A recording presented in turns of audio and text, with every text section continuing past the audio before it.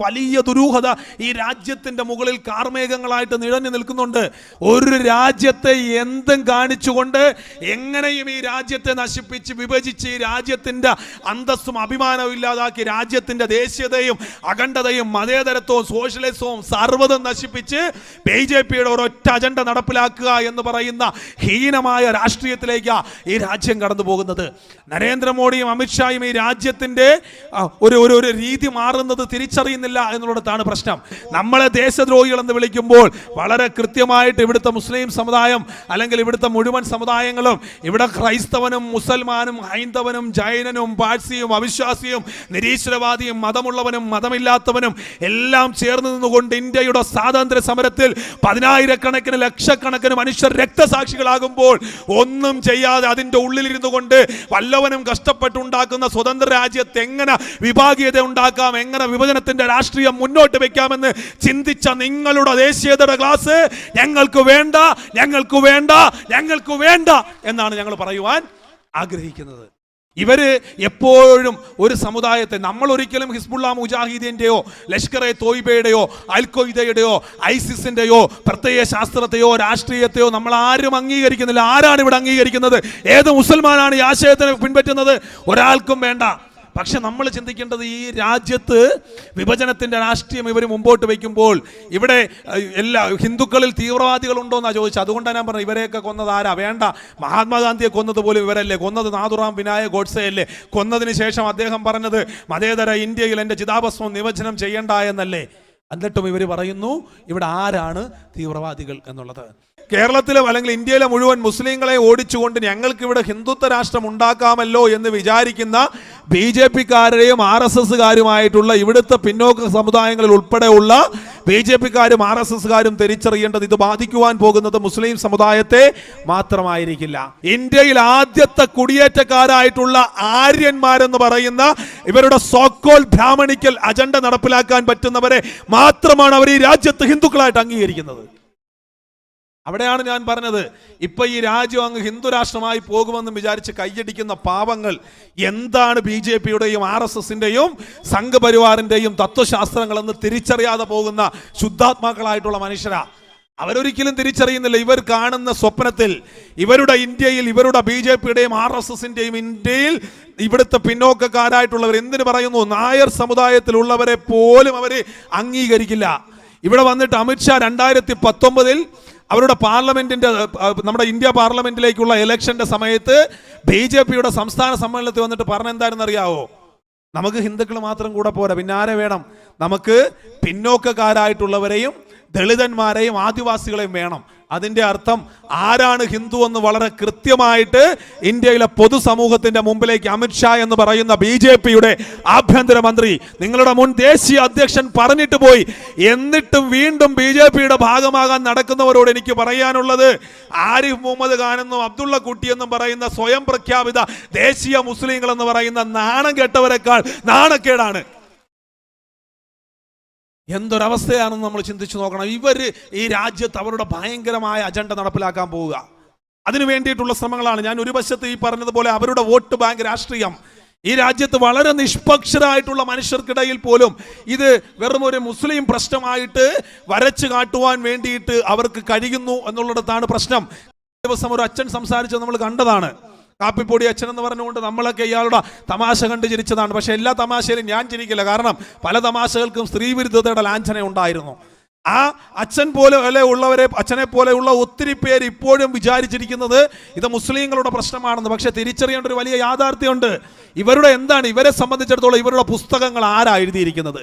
ഇവരുടെ പ്രധാനപ്പെട്ട എഴുത്തുകാർ അല്ലെങ്കിൽ ഇവരുടെ പുസ്തകങ്ങൾ ഇവരുടെ ആത്മീയ ആചാര്യന്മാരെന്ന് പറഞ്ഞാൽ ഗോഡ്സെയും VD സവർക്കറിനെയും പോലെയുള്ളവർ, അല്ലെന്നുണ്ടെങ്കിൽ ഗോൾവർക്കറിനെ പോലെയുള്ളവരാ. MS ഗോൾവർക്കർ എന്ന് പറയുന്ന വ്യക്തി പണ്ട് ഇവിടെ നിന്ന് ജർമ്മനിയിൽ പോയിട്ട് ഹിറ്റ്ലറിന്റെ ഉന്മൂലന തത്വശാസ്ത്രം പഠിച്ചിട്ട് ഇവിടെ വന്ന് പുസ്തകങ്ങൾ എഴുതി. വിചാരധാര പോലെ വിയോർ അവർ നാഷൻഹുഡ് ഡിഫൈൻഡ് എന്ന് പറഞ്ഞ പുസ്തകം പോലെയുള്ള പുസ്തകങ്ങൾ എഴുതി. നമ്മളുടെ ദേശീയത നിർണ്ണയിക്കുമെന്ന് പറഞ്ഞെഴുതി. വിചാരധാര എഴുതി. അതിലൊക്കെ വളരെ കൃത്യമായിട്ട് അവർ പറഞ്ഞിരിക്കുന്നത് എന്താ? ഞങ്ങളുടെ ആദ്യത്തെ ശത്രുക്കൾ മുസ്ലിങ്ങളാണ്. രണ്ടാമത്തെ ശത്രുക്കൾ ആരാണ് എന്നുള്ളതാണ് അച്ഛൻ ഉൾപ്പെടെയുള്ളവർ മറന്നു പോകുന്നത്. അല്ലെങ്കിൽ ഈ കേരളത്തിൽ ഇപ്പോഴും ലവ് ജിഹാദ് ഉണ്ടെന്ന് പറയുന്ന സിനഡും സീറോ മലബാർ സഭയും മറന്നു പോകുന്നത് എന്താണെന്ന് ചോദിച്ചാൽ അവർ വളരെ കൃത്യമായിട്ട് പറയുന്നു, രണ്ടാമത്തെ ശത്രുക്കൾ ക്രിസ്ത്യാനികളാണ്. പിന്നത്തെ ശത്രുക്കളായിട്ടാണ് അവർ കമ്മ്യൂണിസ്റ്റുകാർ ഉൾപ്പെടെയുള്ളവരെ കാണുന്നത്.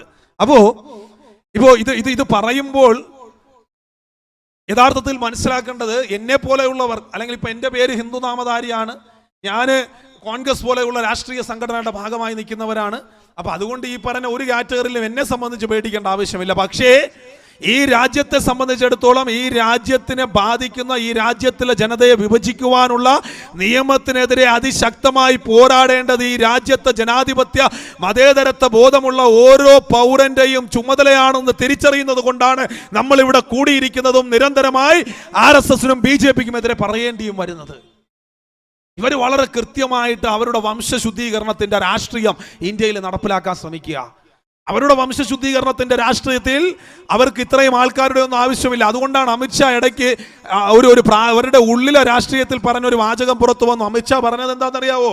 ഇവിടെ ആധാർ കാർഡ് കൊണ്ടുപോയവന്മാർ 25 കോടി പേര് പുറത്തു പോകുമെന്ന് പറഞ്ഞപ്പോൾ അമിത്ഷാ പറഞ്ഞത് 100 കോടി പേര് പൗരത്വ രജിസ്റ്ററിൽ നിന്ന് പുറത്തു പോകുന്ന. അപ്പോൾ ഈ 100 കോടി പേര് ഹിന്ദുക്കൾ പോയി, ക്രിസ്ത്യാനികൾ പോയി, മുസ്ലിങ്ങൾ പോയി, ഇവിടുത്തെ പിന്നോക്ക ഹിന്ദുക്കൾ പോയി, ദളിതന്മാർ പോയി, ആദിവാസികൾ പോയി, ഇവിടെ BJPക്ക് വേണ്ടിയും RSSന് വേണ്ടിയും മുദ്രാവാക്യം വിളിക്കാൻ വേണ്ടി നടക്കുന്ന ഇവിടുത്തെ പാവപ്പെട്ടവന്മാരെ എല്ലാം പുറത്താക്കി അവസാനം ഞാനും എൻ്റെ ആളും മാത്രം മതി എന്ന് പറയുന്ന രാഷ്ട്രീയമാണ് ഇവിടെ BJPയും RSSും മുമ്പോട്ട് വയ്ക്കുന്നതെന്ന് തിരിച്ചറിയേണ്ട ഒരു സാഹചര്യമായതുള്ളത്. ഇവിടെ നമ്മൾ ഈ രാഷ്ട്രീയം പറയുമ്പോൾ നമ്മൾ ഇതിനോട് ചേർത്ത് നിൽക്കേണ്ട വേറെ 1-2 കാര്യം കൂടിയുണ്ട്. ഇവരെ സംബന്ധിച്ചിടത്തോളം ഇത് ഇവരുടെ അവസാനത്തെ പണിയുമല്ല, ആദ്യത്തെ പണിയുമല്ല. ഞാൻ നേരത്തെ പറഞ്ഞതുപോലെ സവർക്കറിനെ പോലെ, ഗോഡ്സെയെ പോലെ, അല്ലെങ്കിൽ ഗോൾവർക്കറിനെ പോലെയുള്ളവർ തുടങ്ങി വെച്ച അവരുടെ തത്വശാസ്ത്രത്തിന്റെ തുടർ പ്രവർത്തനമാണ് അവരിവിടെ നടത്തിക്കൊണ്ടിരിക്കുന്നത്.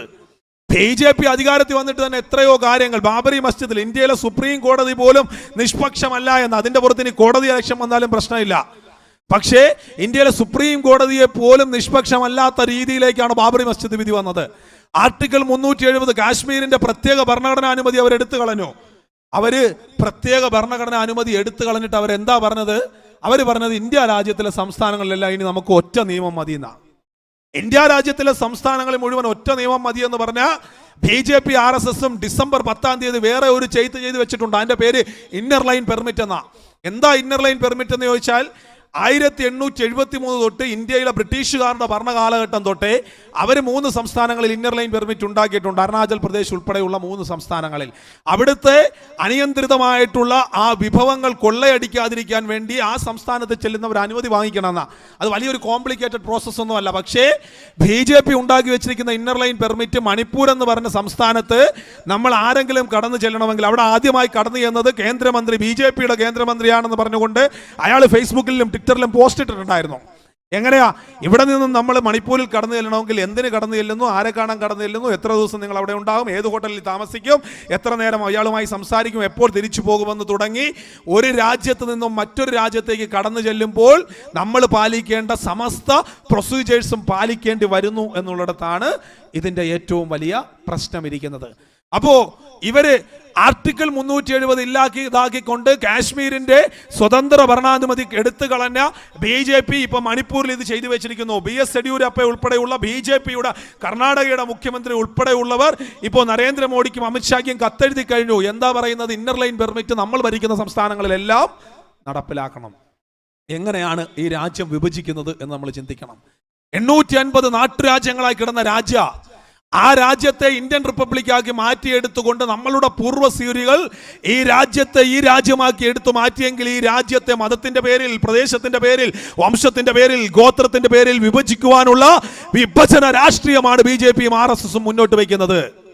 ഇവർക്ക് ഒരു പ്രശ്നവുമില്ല. കാരണം ഇന്ത്യ എന്ന് പറയുന്ന ആശയം ഇവർക്ക് അറിയുവാൻ വയ്യ. ഇന്ത്യ എന്ന് പറയുന്ന രാജ്യത്തെ അറിയാൻ വയ്യ. ഇതിന്റെ അന്തസ്സത്തെ ഇവർക്ക് അറിയുവാൻ വയ്യ. അത് തന്നെയാണ് ഇവരുടെ ഏറ്റവും വലിയ പ്രശ്നം എന്നുള്ളതാ നമ്മൾ അറിയേണ്ടത്.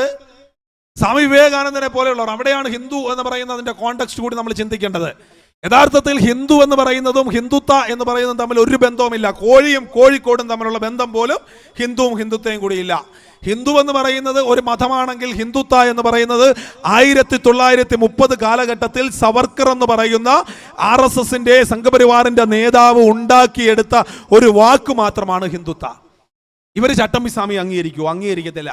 ഇവർ അയ്യങ്കാളി അംഗീകരിക്കുമോ? അംഗീകരിക്കില്ല. ഇവർ ഗുരുദേവനെ അംഗീകരിക്കുമോ? അംഗീകരിക്കില്ല. ഇവർ സ്വാമി വിവേകാനന്ദനെ പോലും അംഗീകരിക്കുമോ എന്നുള്ളത് എനിക്ക് സംശയമാണ്. കാരണം ഇവർ സ്വാമി വിവേകാനന്ദനെയൊക്കെ വെച്ചുകൊണ്ട് ഇപ്പോൾ പോസ്റ്റർ അടിക്കുന്നുണ്ട്. വെറും മാർക്കറ്റിംഗ് തന്ത്ര. സ്വാമി വിവേകാനന്ദൻ എന്തായിരുന്നു ഇവിടെ നിന്നും ചിക്കാഗോയിൽ ചെന്നിട്ട് പറഞ്ഞത്? I am coming from the country of tolerance എന്നാണ്. ഞാൻ സഹിഷ്ണുതയുടെ രാജ്യത്ത് നിന്നും കടന്നു വരുന്നു എന്നാണ് പറഞ്ഞത്. സ്വാമി വിവേകാനന്ദൻ ഒരിക്കൽ പ്രസംഗിച്ചപ്പോൾ പറഞ്ഞത് എന്താണെന്ന് ചോദിച്ചാൽ, വർഗീയത എന്ന് പറയുന്നത് ബുദ്ധിശൂന്യന്റെ ആയുധമാണെന്നാണ് പറഞ്ഞത്. ആ വിവേകാനന്ദനെ ഇവർക്ക് അംഗീകരിക്കാൻ പറ്റുമോ? വിവേകാനന്ദനെ ഒരിക്കൽ പോയിട്ട് കൽക്കത്തയിൽ അദ്ദേഹം താമസിച്ചുകൊണ്ടിരുന്നപ്പോൾ അദ്ദേഹത്തെ പോയിട്ട് കുറെ സന്യാസി വര്യന്മാരെന്ന് പറയുന്ന ഈ RSSന്റെ യഥാർത്ഥ സന്യാസിയൊന്നും അല്ല. കാരണം ശ്രീരാമകൃഷ്ണ പരമഹംസനെ പോലെ അല്ലെങ്കിൽ സ്വാമി വിവേകാനന്ദനെ പോലെ ഒന്നുമുള്ള സന്യാസികളൊന്നും അല്ല. ആദ്യ കാലഘട്ടത്തിലെ ഈ ഹിന്ദു മഹാസഭയുടെ അല്ലെങ്കിൽ ഇവിടുത്തെ തീവ്ര സംഘപരിവാർ സംഘടനകളുടെ ഭാഗമായിരുന്ന കുറച്ച് സന്യാസിമാർ ചെന്നിട്ട് സ്വാമി വിവേകാനന്ദനോട് പറഞ്ഞു, അല്ലയോ പ്രിയപ്പെട്ട സ്വാമി, നമ്മുടെ രാജ്യത്ത് ഗോവധ നിരോധനം നടപ്പിലാക്കണം. വിവേകാനന്ദൻ നരസിംഹത്തിലെ മമ്മൂട്ടിയുടെ കഥാപാത്രം പറയുന്നത് പോലെ 2-3 ഡയലോഗും പറഞ്ഞിട്ട് പറഞ്ഞു, ചന്തയിലെ പൊടിയും തട്ടി എഴുന്നേറ്റ് പൊക്കോളണം. കാരണം ഈ രാജ്യത്ത് പട്ടിണി കിടന്ന് മരിക്കുന്ന ആയിരക്കണക്കിന് മനുഷ്യരുണ്ട്. ഈ രാജ്യത്ത് കുഞ്ഞുങ്ങൾക്ക് മുലപ്പാൽ കൊടുത്തുവാൻ വേണ്ടിയിട്ട് മുലക്കാമ്പ് നീട്ടുമ്പോൾ പാലിന് പകരം ചോര പൊടിയുന്ന ദാരിദ്ര്യമുള്ള അമ്മമാരുണ്ട്. ഇവരൊക്കെ ഒരു നേരം ഭക്ഷണം കഴിക്കുന്നോ എന്ന് ചിന്തിച്ചിട്ട് മതി ഗോവധ നിരോധനവും ഭക്ഷണത്തിലുള്ള കൈവെപ്പും മതി എന്നുള്ളത് വർഷങ്ങൾക്ക് മുമ്പ്, നൂറ്റാണ്ടുകൾക്ക് മുമ്പ് പറഞ്ഞ സ്വാമി വിവേകാനന്ദനെ എങ്ങനെ BJP RSS അംഗീകരിക്കും? ഇവരെ സംബന്ധിച്ചിടത്തോളം ഇവരാരെയും അംഗീകരിക്കില്ല. പക്ഷെ ഇവരുടെ മാർക്കറ്റിങ്ങിന് വേണ്ടി ആരെ വേണമെങ്കിലും ഉപയോഗിക്കും. അതുകൊണ്ടല്ലേ ഗാന്ധിജിയെ വെടിവെച്ച് കൊന്നവന്മാർ ഒരു ഉളുപ്പുമില്ലാതെ ഗാന്ധിയുടെ ഫോട്ടോ വെച്ചുകൊണ്ട് പോസ്റ്റർ അടിക്കുന്നത്? അതുകൊണ്ടല്ലേ RSSനെ ആദ്യമായി രാജ്യത്ത് നിരോധിച്ച സർദാർ വല്ലഭായ് പട്ടേലിന്റെ 3500 കോടിയുടെ പ്രതിമ ഉണ്ടാക്കുന്നത്? ഇവരുടെ വിഭജനത്തിന്റെ രാഷ്ട്രീയം അതിനിഗൂഢമാണ്, അതിതന്ത്രമാണ്. അത് തിരിച്ചറിയുവാൻ കഴിയുന്നിടത്താണ്. അങ്ങനെയാണെങ്കിൽ ഇവിടുത്തെ BJPയുടെ RSSന്റെയും പ്രിയപ്പെട്ട സഹോദരങ്ങളോട് പറയാനുള്ളത് ഇതാണ്. ഭഗവത്ഗീത പറയുന്നത് മനനം ചെയ്യുവാൻ കഴിവുള്ളവനാണ് മാനവനെന്ന. മനസ്സുകൊണ്ട് ചിന്തിക്കുവാനും ബുദ്ധി കൊണ്ട് ചിന്തിക്കാനും കഴിവുള്ളവനെയാണ് മനുഷ്യനെന്ന് വിളിക്കുമ്പോൾ ആ മനുഷ്യനാണെന്ന് തെളിയിക്കാനുള്ള അവസരമാണ് ഇവിടുത്തെ BJPയുടെയും RSSന്റെയും നമ്മുടെ നാട്ടിലെ സാധാരണക്കാരുടെ മുമ്പിൽ കടന്നു വന്നിരിക്കുന്നത്. അതുകൊണ്ടാണ് ഞാൻ പറഞ്ഞത് ഇതൊരു മുസ്ലിങ്ങളുടെ പ്രശ്നമല്ല, ഇത് ഇന്ത്യ രാജ്യത്തിന്റെ ഭരണഘടനയുടെ വിഷയമാണ്. എന്തുകൊണ്ടാണ് നരേന്ദ്രമോദി, എന്തുകൊണ്ടാണ് അമിത്ഷാ, എന്തുകൊണ്ടാണ് രാജ്നാഥ് സിംഗ്, എന്തുകൊണ്ടാണ് നിർമ്മല സീതാരാമൻ നിങ്ങളുടെ നേതാക്കന്മാർ വിദേശത്ത് പോകുമ്പോൾ, സിംഗപ്പൂരിൽ പോകുമ്പോൾ, ഓസ്ട്രേലിയയിൽ പോകുമ്പോൾ, അമേരിക്കയിൽ പോകുമ്പോൾ, ബ്രിട്ടനിൽ പോകുമ്പോൾ, വിദേശ രാജ്യങ്ങളിൽ പോകുമ്പോൾ ചുവന്ന പരവതാനി ഇട്ടുകൊണ്ട് BJPയുടെ നേതാക്കന്മാരെ അല്ല സ്വീകരിക്കുന്നത്, ഇന്ത്യയുടെ ഭരണാധികാരികളെയാ. എങ്ങനെയാണ് സ്വീകരിക്കുന്നത്? നിങ്ങൾ അറിയേണ്ടത് 850 നാട്ടുരാജ്യങ്ങളായി ചിതറിക്കിടന്ന് മാമാങ്കവും സതിയും അനുഷ്ഠിച്ച ശൈശവ വിവാഹം ഉണ്ടായിരുന്ന പഴയ ഇന്ത്യയുടെ ചിതറിത്തെറിച്ച നാട്ടുരാജ്യത്തിന്റെ രാജാക്കന്മാരെ അല്ല സ്വീകരിക്കുന്നത്. മറിച്ച് ഇന്ത്യ എന്ന് പറയുന്ന മതേതരത്വമുള്ള ജനാധിപത്യമുള്ള ഡോക്ടർ BR അംബേദ്കറിനെ പോലെയുള്ളവർ ഉണ്ടാക്കി വെച്ച ഭരണഘടനയിൽ ഇവിടുത്തെ നമ്മളുടെ ജവഹർലാൽ നെഹ്റു തൊട്ട് ഇങ്ങോട്ടുള്ള ഭരണാധികാരികൾ ഉണ്ടാക്കി വെച്ച ദീർഘവീക്ഷണമുള്ള ഭരണ സംവിധാനത്തിന്റെ പുറത്താണ്, ഇന്ത്യ എന്ന് പറയുന്ന അതിവിശാലമായിട്ടുള്ള ആശയത്തിന്റെ പുറത്താണ്. സൽമാൻ റുഷ്ദി പാകിസ്ഥാനിൽ നിന്നും കടന്നു വന്നപ്പോൾ അഭയം കൊടുത്ത, അല്ലെങ്കിൽ തസ്ലീമ നസ്രിൻ ബംഗ്ലാദേശിൽ നിന്നും കടന്നു വന്നപ്പോൾ അഭയം കൊടുത്ത, ദലൈ ലാമ ടിബറ്റിൽ നിന്ന് വന്നപ്പോൾ അഭയം കൊടുത്ത, അപ്പുറത്ത് ഇസ്രായേലും പാലസ്തീനും പോരടിക്കുമ്പോൾ പാലസ്തീൻ എന്ന് പറയുന്ന മാറ്റി നിർത്തപ്പെട്ടവ അല്ലെങ്കിൽ പാർശ്വവൽക്കരിക്കപ്പെട്ട സമൂഹത്തിനൊപ്പം നിൽക്കുകയും മരുന്നും ഭക്ഷണവും വസ്ത്രവും കൊടുത്ത ഇന്ത്യ എന്ന് പറയുന്ന എല്ലാവരെയും അംഗീകരിക്കുന്ന അതിവിശാലമായ ആശയത്തിന്റെ പുറത്താണ് നരേന്ദ്രമോദിക്കും രാജ്നാഥ് സിംഗിനും അമിത്ഷായ്ക്കും ഒക്കെ ചുവന്ന പരവതാനി വിരിയിക്കുന്നതെന്ന ബോധം BJPയുടെയും RSSന്റെയും നേതാക്കന്മാർ തൊട്ട് നിങ്ങളുടെ പരിവാരങ്ങൾക്ക് മുഴുവൻ ആശ. അല്ലാതെ നിങ്ങളാരും വിചാരിക്കുന്നത് പോലെ പണ്ടെന്തോ വായിച്ചതിന്റെ കഥയുടെ പുറത്തോ കെട്ടുകഥകളുടെ പുറത്തോ 56 ഇഞ്ചിന്റെ വലിപ്പം കണ്ടുകൊണ്ടോ അല്ല ഒരൊറ്റ രാജ്യത്തുള്ള ആരും ഇന്ത്യൻ ഭരണാധികാരികളെ സ്വീകരിക്കുന്നത്. ഇന്ത്യ എന്ന് പറയുന്ന ഒരു വലിയ ആശയമാണ്. ആ ആശയത്തെയാണ് ഇവർ ഇല്ലാതാക്കാൻ ശ്രമിച്ചുകൊണ്ടിരിക്കുന്നത്. ആ ആശയത്തിന്റെ കടക്കിലാണ് ഇവർ കത്തിവെക്കാൻ ശ്രമിച്ചുകൊണ്ടിരിക്കുന്നത്. ആര് കടന്നു വന്നാലും അവരെ കൈയോട് സ്വീകരിക്കുകയും അവരെ ഇവിടെ ഉപചാരപൂർവ്വം വിളിച്ചിരുത്തുകയും അവർക്ക് അഭയം കൊടുക്കുകയും മാറ്റി നിർത്തപ്പെട്ടവന്റെ, പാർശ്വവൽക്കരിക്കപ്പെട്ടവന്റെ, പീഡിതന്റെ വിമോചനങ്ങളുടെ ഭാഗമായി നിന്നവരുടെ ഒക്കെ അഭയസ്ഥാനമായിരുന്നത് കൊണ്ടാണ് ഇന്ത്യയായി മാറിയതെന്ന് BJPക്കും RSSനും അറിയില്ല. എങ്ങനെ അറിയാൻ പറ്റും? കാരണം ഈ രാജ്യത്തെ രാജ്യമാക്കി മാറ്റുന്നതിന് വേണ്ടിയിട്ട് ഒരു തുള്ളി ചോര പൊടിഞ്ഞ ചരിത്രമില്ല BJPക്കും RSSനും. അവിടെയാണ് ഇതിന്റെ പ്രശ്നം ഇരിക്കുന്നത്. അതാണ് ഞാൻ പറഞ്ഞത്, ഇന്ത്യയെ ഇന്ത്യയാക്കിയത് എങ്ങനെയാണെന്ന് BJPക്ക് RSSന് അറിയില്ല. ഇന്ത്യ എങ്ങനെ ഈ രാജ്യമായെന്നറിയില്ല. ഇന്ത്യ എന്ന് പറയുന്ന 850 നാട്ടുരാജ്യങ്ങളായി ചിതറിത്തെറിച്ച് കിടന്ന രാജ്യം, ഈ രാജ്യത്തെ ആദ്യം കടന്നു വന്ന പോർച്ചുഗീസുകാർ, പിന്നീട് വന്ന ഡച്ചുകാർ, പിന്നീട് വന്ന ഫ്രഞ്ചുകാർ, അവസാനം വന്ന ഈസ്റ്റ് ഇന്ത്യ കമ്പനി, പിന്നീട് അത് ബ്രിട്ടീഷ് സാമ്രാജ്യമായിട്ട് ഈ രാജ്യത്തെ പിടിച്ചുകൊണ്ടുപോയി. ഈ രാജ്യത്തിന്റെ മുഴുവൻ സ്വത്തുക്കളും കൊള്ളയടിച്ച് ഈ രാജ്യത്ത് അതിശക്തമായിട്ടുള്ള കിരാത സാമ്രാജ്യത്വ ഭരണവുമായിട്ട് ഇംഗ്ലീഷ് ഈസ്റ്റ് ഇന്ത്യ കമ്പനി പോകുമ്പോഴാണ് 1857 ഇന്ത്യയിൽ ഒന്നാം സ്വാതന്ത്ര്യ സമരം ഉണ്ടാകുന്നത്. ഇന്ത്യയിൽ ഒന്നാം സ്വാതന്ത്ര്യ സമരം ഉണ്ടാകുമ്പോൾ മതേതര ഭാരത് വതൻ കി ജയ്, മതേതര ഇന്ത്യ വിജയിക്കട്ടെ എന്ന മുദ്രാവാക്യം ഉയർത്തിക്കൊണ്ട്, കവിത എഴുതിക്കൊണ്ട് ഇന്ത്യയുടെ സ്വാതന്ത്ര്യ സമര പോരാട്ടത്തിന്റെ മുന്നണി പോരാളിയായി വന്ന, അവസാനം ബ്രിട്ടീഷുകാരനാൽ പിടിക്കപ്പെട്ട് കാലു മുതൽ തലവരെ അടിച്ചിഞ്ച പരുവത്തിലാക്കി ഇരുമ്പ് കമ്പി കൊണ്ടടിച്ച ആ ചോരയിലേക്ക് മുസ്ലിം സമുദായത്തെ സംബന്ധിച്ചിടത്തോളം ഹറാമായിട്ടുള്ള പന്നിനെയ് ഒഴിച്ചിട്ട് കനലിൽ ചുട്ടരിച്ചു കൊന്നുകളഞ്ഞ അജിമുള്ള ഖാൻ ഉൾപ്പെടെയുള്ളവരുടെ ചരിത്രം BJPക്കും RSSനും അറിയില്ല. അവിടെ മാത്രം തീരുന്നോ? BJPയും RSSും അറിയേണ്ടതാ. നിങ്ങളുടെ അമിത്ഷായും നരേന്ദ്രമോദിയും ഒന്നല്ല ഒരു കാലഘട്ടത്തിലെ ബ്രിട്ടന്റെ വൈസ്രോയി എന്ന് പറഞ്ഞാൽ ലോകത്തിന്റെ രാജ്യങ്ങളെ ഉള്ളം കയ്യിലിട്ടുകൊണ്ട് അവന് വിചാരിച്ചാൽ എന്തും നടത്തുവാൻ കഴിയുന്ന അവരുടെ വൈസ്രോയി ആയ മേയോ പ്രഭു എന്ന് പറഞ്ഞ മനുഷ്യനുണ്ടായിരുന്നു. മേയോ പ്രഭു 1857 ഒന്നാം സ്വാതന്ത്ര്യ സമരത്തിൽ, ഇന്ത്യൻ സ്വാതന്ത്ര്യ സമരത്തിന് ധനം നൽകി സഹായിച്ച അബ്ദുള്ള എന്ന് പറയുന്ന മനുഷ്യനെ തൂക്കിക്കൊല്ലാൻ പറഞ്ഞ ആളാ. ആ മേയോ പ്രഭുവിനെ ആൻഡമാനിൽ പോയിട്ട്, ഇവിടെ നിന്നും ആൻഡമാനിൽ പോയി, ആൻഡമാനിൽ ചെന്നിട്ട് പോർട്ട് ബ്ലെയറിൽ സൂര്യാസ്തമനം കാണുവാൻ വരുന്ന മേയോ പ്രഭു എന്ന് പറയുന്ന മനുഷ്യനെ അവിടെ മണിക്കൂറുകളോളം ജലത്തിന്റെ അടിയിൽ മുങ്ങിക്കിടന്ന് അവിടെ നിന്നും പൊങ്ങി വന്ന് പാലത്തിൽ കയറി കയ്യിലിരിക്കുന്ന കടാര ഇടം നെഞ്ചിലേക്ക് കുത്തി ഇറക്കിക്കൊണ്ട് അയാളുമായിട്ട് വെള്ളത്തിൽ ചാടി അയാൾ തീരുന്നത് വരെ കുത്തിക്കൊണ്ട് അയാളുടെ മരണമുറപ്പാക്കി. രാജ്യത്തിൽ പിന്നീട് ബ്രിട്ടീഷ് സൈന്യത്താൽ പിടിക്കപ്പെട്ട് ഈ രാജ്യത്തിന്റെ പോരാട്ടത്തിന്റെ പുറത്ത് കഴിമരത്തിലേക്ക് നടന്നുപോയ ഷഹീദ് അലി എന്ന് പറഞ്ഞ മുസൽമാന്റെ ചരിത്രം ഇവിടുത്തെ RSSനും BJPക്ക് അറിയില്ല. എത്രയോ പേരെ കുറിച്ച് പറയാനുണ്ട്. അഷാഖുള്ള ഖാൻ എന്ന് പറഞ്ഞ വിപ്ലവകാരി 1925 കാക്കോരി സംഭവം എന്ന് പറയുന്നത് ഒരു കാലഘട്ടത്തിൽ ഇന്ത്യൻ നാഷണൽ കോൺഗ്രസ്, ഇന്ത്യൻ ദേശീയ പ്രസ്ഥാനം ഉൾപ്പെടെയുള്ളവർ മിതവാദത്തിന്റെ രാഷ്ട്രീയം മുമ്പോട്ട് വെച്ചപ്പോൾ അവിടെ നിന്നും മാറി ലാലാ ലജ്പത് റായിയെയും ബിപിൻ ചന്ദ്രപാലിനെയും പോലെയുള്ള, ബാലഗംഗാധര തിലകനെ പോലെയുള്ളവരുടെ തീവ്രവാദം എന്ന ആശയത്തിൽ ആകൃഷ്ടരായിക്കൊണ്ട് ചന്ദ്രശേഖർ ആസാദിനെ പോലെയുള്ള, അഷാഖുള്ള ഖാനെ പോലെയുള്ള ചെറുപ്പക്കാർ 1925 ബ്രിട്ടീഷുകാരൻ്റെ തീവണ്ടി ആയുധങ്ങളും അവരുടെ പണവുമായി കടന്നു വരുമ്പോൾ തടഞ്ഞു നിർത്തി അതിൽ നിന്ന് പണവും ആയുധവും എടുത്തുമാറ്റി ഇന്ത്യൻ സ്വാതന്ത്ര്യ സമരത്തിന്റെ മുതൽക്കൂട്ടാക്കാൻ വേണ്ടി ശ്രമിച്ചതിന്റെ പുറത്ത് അഷാഖുള്ള ഖാൻ എന്ന് പറഞ്ഞ ചെറുപ്പക്കാരനെ ബ്രിട്ടീഷുകാരൻ പിടിച്ചുകൊണ്ടുപോയി തൂക്കിക്കൊന്നതിന്റെ ചരിത്രം ഇവിടുത്തെ BJPക്കും RSSനും അറിയാൻ പറ്റില്ല. ഞാൻ ഉൾപ്പെടെയുള്ളവർ സംസാരിക്കുമ്പോൾ അവസാനം നമ്മൾ പറയുന്നതുണ്ട് ജയ് ഹിന്ദ്, ഹിന്ദുസ്ഥാൻ വിജയിക്കട്ടെ എന്ന് പറഞ്ഞത്, ജയ് ഹിന്ദ് എന്ന് പറഞ്ഞ മുദ്രാവാക്യം ഈ രാജ്യത്തിന് വിളിച്ചു കൊടുത്തത് നേതാജി സുഭാഷ് ചന്ദ്രബോസിനൊപ്പം ഇന്ത്യൻ നാഷണൽ ആർമിയുടെ പോരാട്ടത്തിൽ ഈ രാജ്യത്ത് തൊണ്ട പൊട്ടി വിളിച്ചത് ആബിദ് ഹസൻ സഫ്രാനി എന്ന് പറഞ്ഞ മുസൽമാനായിരുന്നു. ചരിത്ര ഗുലാബ് സിന്ദാബാദ്, വിവാ റവല്യൂഷൻ, വിപ്ലവം വിജയിക്കട്ടെ എന്ന് ഈ രാജ്യത്തിനോട് വിളിച്ചു പറഞ്ഞത് ഹസ്രത് മുഹാനി എന്ന് പറഞ്ഞ മുസൽമാനായിരുന്നു. ചരിത്ര സാരേ ജഹാം സെ അച്ഛാ ഹിന്ദുസ്ഥാൻ ഹമാര എന്ന അല്ലാമ മുഹമ്മദ് ഇക്ബാൽ എഴുതിയത്, അല്ലാതെ സാരേ ജഹാം സെ അച്ഛാ പാകിസ്ഥാൻ ഹമാര എന്നല്ല എഴുതിയതെന്നുള്ള സാമാന്യ ബോധം RSSനും BJPക്കും ഉണ്ടായിരിക്കണം. 1942 ഓഗസ്റ്റ് 9-ാം തീയതി 1942 ഓഗസ്റ്റ് 9-ാം തീയതി ഇന്ത്യ രാജ്യം കിറ്റ് ഇന്ത്യ എന്ന് പറഞ്ഞു. ആരോട് പറഞ്ഞു? ബ്രിട്ടീഷുകാരനോട് പറഞ്ഞു. ബ്രിട്ടീഷുകാരനോട് ഇന്ത്യ രാജ്യം കിറ്റ് ഇന്ത്യ എന്ന് പറഞ്ഞപ്പോൾ, അയ്യോ കിറ്റ് ഇന്ത്യ എന്ന് പറഞ്ഞ് ബ്രിട്ടീഷുകാരൻ പോയാൽ ആര് ഭരിക്കും? ന്യൂനപക്ഷക്കാരൻ ഇന്ത്യ ഭരിക്കും, ദളിതനും ആദിവാസിയും പിന്നോക്കക്കാരനും ഇന്ത്യ ഭരിക്കും. വരേണ്യ രക്തമുള്ള, ആര്യ രക്തമുള്ള ഞങ്ങളുടെ പൂർവികരായിട്ടുള്ള ബ്രിട്ടീഷുകാരാ, നിങ്ങൾ ഇവിടെ നിന്ന് പോകണ്ട എന്ന് പറഞ്ഞുകൊണ്ട് കത്തെഴുതിയ ചരിത്രമാണ് BJPക്കും RSSനും ഉള്ളത്.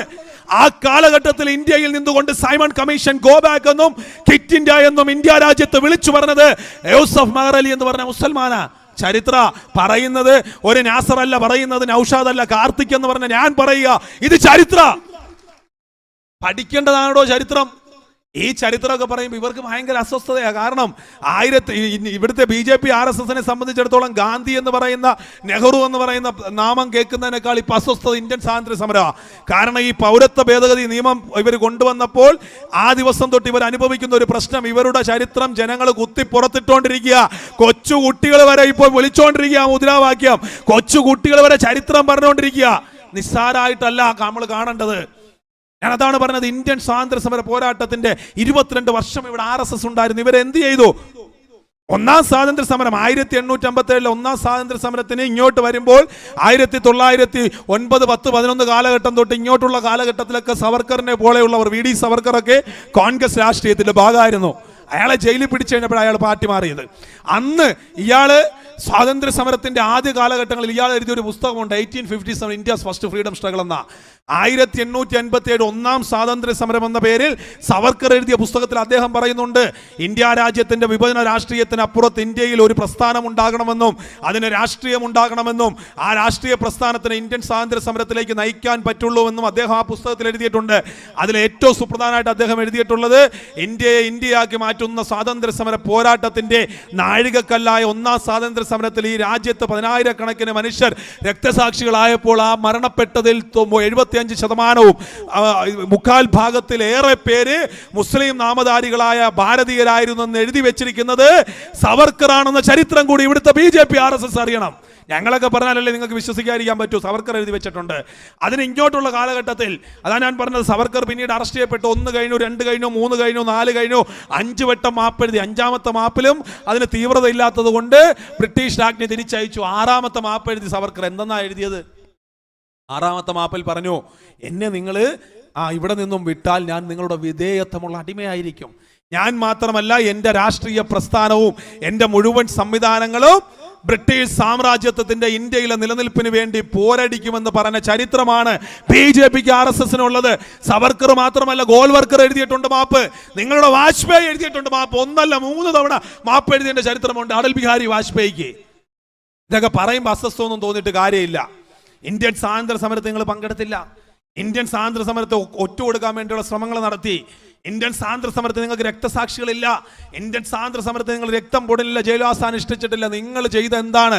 വേണ്ട, ഇതുപോലെ ഇപ്പോൾ ഇവിടെ നിന്ന് നിങ്ങൾ ടൈറ്റാനിയത്തിൽ നിന്നും ഇവിടേക്ക് കുറ്റിവട്ടത്തിലേക്ക് അല്ലെങ്കിൽ കന്നേറ്റയിലേക്ക് കടന്നു വന്ന പോലെ ജാഥ കടന്നു വരുമ്പോൾ ആ ജാഥ കാണാൻ വേണ്ടിയിട്ട് സ്വാതന്ത്ര്യ സമര കാലഘട്ടത്തിൽ ഇത്തരം ജാഥകൾ കടന്നു പോകുമ്പോൾ ജാഥ കാണാൻ വേണ്ടിയിട്ട് മഴയത്തോ വെയിലത്തോ ഇറങ്ങി നിന്ന് ഒരു മൂക്കിപ്പനി പിടിച്ച RSSകാരന്റെ പേര് പറയാമെങ്കിൽ ഞങ്ങൾ നിർത്താം പൊതുപ്രവർത്തനം.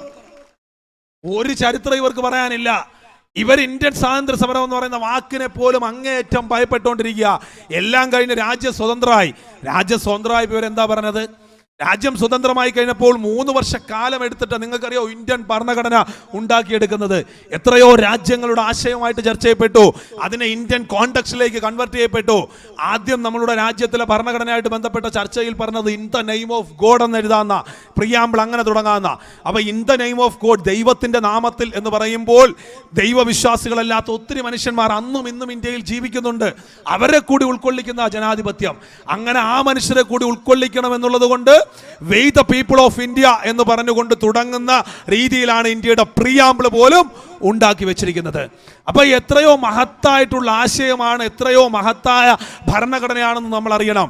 അന്ന് ഈ ഭരണഘടന ഡോക്ടർ BR അംബേദ്കറിന്റെ നേതൃത്വത്തിൽ രാജേന്ദ്ര പ്രസാദിന്റെയും നെഹ്റുവിന്റെയും അല്ലെങ്കിൽ എല്ലാവരുടെയും അഭിപ്രായങ്ങളെ സ്വരുക്കൂട്ടിക്കൊണ്ട് ഇന്ത്യയിൽ കോൺസ്റ്റിറ്റ്യൂഷൻ വരുന്ന കാലഘട്ടത്തിൽ, അല്ലെങ്കിൽ ഇന്ത്യയിൽ കോൺസ്റ്റിറ്റ്യൂഷൻ വന്ന് 1951-52 ഇന്ത്യയിലെ 1ാം ഇലക്ഷനും ഒക്കെ കഴിഞ്ഞ് രാജ്യം മുന്നോട്ട് പോകുമ്പോൾ ഇവരുടെ നേതാക്കന്മാർ, ഗോൾവർക്കറിനെ പോലെയുള്ളവർ, അല്ലെങ്കിൽ അതിനിപ്പുറത്തോട്ട് വരുന്ന നിങ്ങളൊക്കെ ഇപ്പൊ പഞ്ചായത്ത് മെമ്പർമാരൊക്കെ ഉണ്ടെങ്കിൽ കേൾക്കുന്നുണ്ടാവും, ദീനദയാൽ എന്ന് പറയുന്ന ഒരാളുടെ പേര് കേൾക്കുന്നുണ്ടാവും, ദീനദയാൽ ഉപാധ്യായ. ഇവരെ പോലെയുള്ളവർ എന്താ പറഞ്ഞത്? ഇവരെ പോലുള്ളവർ പറഞ്ഞത് അംബേദ്കർ ദളിതനാ. ആലോചിക്കേണ്ടതാണ്. ഇവിടുത്തെ BJPക്കും RSSനും മുദ്രാവാക്യം വിളിക്കുന്ന പിന്നോക്ക ഹിന്ദുക്കളായിട്ടുള്ളവർ തിരിച്ചറിയേണ്ടതാ. അവരെന്ന് പറഞ്ഞത് അംബേദ്കർ ദളിതനെ അംഗീകരിക്കാൻ പറ്റില്ല, ദളിതനായിട്ടുള്ള അംബേദ്കർ എഴുതിയ ഭരണഘടന ഈ രാജ്യത്ത് നടപ്പിലാക്കാൻ പറ്റില്ലെന്നും ഈ രാജ്യത്ത് മനുസ്മൃതി നടപ്പിലാക്കിയാൽ മതിയെന്നും മതേതരത്വമെന്നും ജനാധിപത്യമെന്നും സോഷ്യലിസവും എന്നും പറയുന്നത് കാപട്യാണെന്നും പറഞ്ഞ ചരിത്രമാണ് BJPക്ക് RSSനുള്ളത്. എന്തിനേറെ പറയുന്നു, എന്നാണ് ഞങ്ങൾ വെല്ലുവിളിച്ചോണ്ട് ചോദിക്കുക, എന്നാണോ RSSന്റെ ആസ്ഥാനത്ത് നിങ്ങൾ ഈ മൂവർണ്ണ കൊടി ഉയർത്തിയത്? നിങ്ങൾ ഉയർത്തിയിട്ടില്ല. നിങ്ങൾ ഇന്ത്യൻ സ്വാതന്ത്ര്യ ദിനത്തിൽ പോലും കാവിക്കൊടി ഉയർത്തിയ ചരിത്രം നിങ്ങൾക്കുള്ളത്. പറയുമ്പോൾ അസ്വസ്ഥ തോന്നിയിട്ട് കാര്യമില്ല. ഞാൻ അതാ പറഞ്ഞത്, ചരിത്രം പറയുന്നവനെ വെടിവെച്ച് കൊല്ലുമെന്നാണ് ഇവരിപ്പോൾ പറഞ്ഞുകൊണ്ടിരിക്കുന്നത്. ചരിത്രം ഇവരെ വല്ലാണ്ട് അസ്വസ്ഥരാക്കുന്നുണ്ട്. ജനഗണമനാധി നായക ചെയ്യുക എന്ന് നമ്മളെല്ലാവരും ചൊല്ലുന്നതാണ്, നമ്മളുടെ ദേശീയ ഗാനമാണ്. ടാഗോർ എഴുതിയതാ. ടാഗോർ ഇവർക്ക് ഒരിക്കലും ഇഷ്ടമല്ല, കാരണം ടാഗോർ അമിത ദേശീയത ഉൾപ്പെടെയുള്ളതിനെ എതിർത്ത ആളാ. രവീന്ദ്രനാഥ് ടാഗോർ എഴുതിയ ജനഗണമനയിൽ എന്ത് വാക്കുണ്ട്? പഞ്ചാബ് എന്നും സിന്ധ് എന്നും ഉണ്ട്. പഞ്ചാബ് എന്ന് പറഞ്ഞാൽ പാക് ഒക്യുപ്പൈഡ് കാശ്മീരിലുള്ള പഞ്ചാബാണെന്നും സിന്ധ് എന്ന് പറഞ്ഞാൽ പാകിസ്ഥാനാണെന്നും, അതുകൊണ്ട് ഞങ്ങൾ ദേശീയ ഗാനം അംഗീകരിക്കില്ല എന്ന് പറഞ്ഞവരാ BJPക്കാര്. നിങ്ങൾ എന്നാ 2014 നരേന്ദ്രമോദി അധികാരത്തിൽ വന്നു കഴിഞ്ഞപ്പോഴാണ് ജനഗണമനയ്ക്ക് മാർക്കറ്റ് ഉണ്ടെന്ന് മനസ്സിലാക്കിക്കൊണ്ട് ഇന്ത്യൻ ദേശീയതയിലേക്ക് ദേശീയ ഗാനത്തെ പോലും അംഗീകരിക്കേണ്ട അവസ്ഥയിലേക്ക് BJPയും RSSും വന്നത്. അവസാനം എന്താ പറയുന്നത്, തിയേറ്ററിന്റെ മുമ്പിൽ, വെറും വൃത്തികെട്ട സിനിമ ഓടുന്ന തിയേറ്ററുകളുടെ മുമ്പിൽ പോലും നമ്മളുടെ അഭിമാനമായ ദേശീയ ഗാനത്തെ ഇട്ട് അപമാനിക്കുന്ന തരത്തിലേക്ക് BJPയുടെ RSSന്റെ രാഷ്ട്രീയം പോയത്. ഇതിപ്പോ പറഞ്ഞില്ലെങ്കിൽ പിന്നെ എപ്പോ പറയാനാ? ഞാനെന്താ പറഞ്ഞത്, ഇത് പറഞ്ഞുകൊണ്ട് തന്നെ ഇരിക്കും, ഇത് നിരന്തരം നമ്മൾ പറയും. ഇതൊരു വലിയ പോരാട്ടമാണ്. ജാമിയയിലും അലിഗഡിലും JNUവിലും IITകളിലും സെൻട്രൽ യൂണിവേഴ്സിറ്റികളിലും അസാമിലെയും ബംഗാളിലെയും കേരളത്തിൻ്റെയും തെരുവോരങ്ങളിലും പൊതുവീഥികളിലും നടന്നുകൊണ്ടിരിക്കുന്ന ഈ സമരം, നൂറുകണക്കിന് ചെറുപ്പക്കാർ നേതൃത്വം കൊടുക്കുന്ന ഈ സമരം, മതങ്ങളുടെ അപ്പുറത്ത്, ജാതികളുടെ അപ്പുറത്ത്, രാഷ്ട്രീയത്തിന് ഒക്കെ മുകളിൽ നിന്നുകൊണ്ട് നമ്മൾ നടത്തുന്ന ഈ സമരം നമ്മൾ ഇനിയും മുന്നോട്ട് പോകും. ഇത് മനുസ്മൃതിയും ഭരണഘടനയും തമ്മിലുള്ള സമരമാണ്. ഇത് ഗോഡ്സെയും ഗാന്ധിയും തമ്മിലുള്ള സമരമാണ്. ഇത് ഹിംസയും അഹിംസയും തമ്മിലുള്ള സമരമാണ്. ഈ സമരത്തിൽ ആത്യന്തികമായി ഭരണഘടനയ്ക്ക് വിജയിച്ചേ പറ്റൂ, മനുഷ്യത്വത്തിന് വിജയിച്ചേ പറ്റൂ. തടങ്കൽ പാളയത്തിലേക്ക് പോകുവാൻ നമുക്കാർക്കും കഴിയില്ല. അച്ഛൻ ഒരു തടങ്കൽ പാളയത്തിലും അമ്മ ഒരു തടങ്കൽ പാളയത്തിലും മക്കൾ ജുവനൈൽ ഹോമിലും പോകുന്ന മനുഷ്യത്വത്തെ വിഭജിക്കുന്ന രാഷ്ട്രീയത്തോട് ചേർന്ന് നിൽക്കാൻ പറ്റില്ല. അതുകൊണ്ട് ഞാൻ അവസാനിപ്പിക്കുകയാണ്. ഈ സമരത്തിൽ ഇനിയും നമ്മൾ മുന്നോട്ട് പോകണം, ഇനിയും നിരന്തരം രാഷ്ട്രീയം പറഞ്ഞുകൊണ്ടേയിരിക്കണം. അതിന് നമുക്കെല്ലാവർക്കും ഊർജ്ജമുണ്ടാകട്ടെ എന്ന് മാത്രം പറഞ്ഞുകൊണ്ട് ഇന്ന് ഈ പരിപാടി സംഘടിപ്പിച്ച, എന്നെ ക്ഷണിച്ച മുഴുവൻ പേർക്കും, ഇതിന്റെ ഭാരവാഹികൾക്ക് ഹൃദയപരമായിട്ടുള്ള നന്ദി രേഖപ്പെടുത്തിക്കൊണ്ട്, അഭിവാദ്യങ്ങൾ രേഖപ്പെടുത്തിക്കൊണ്ട് ഈ സമരപരിപാടി ഉദ്ഘാടനം ചെയ്തതായി അറിയിച്ചുകൊണ്ട് നിർത്തുന്നു. നന്ദി, നമസ്കാരം.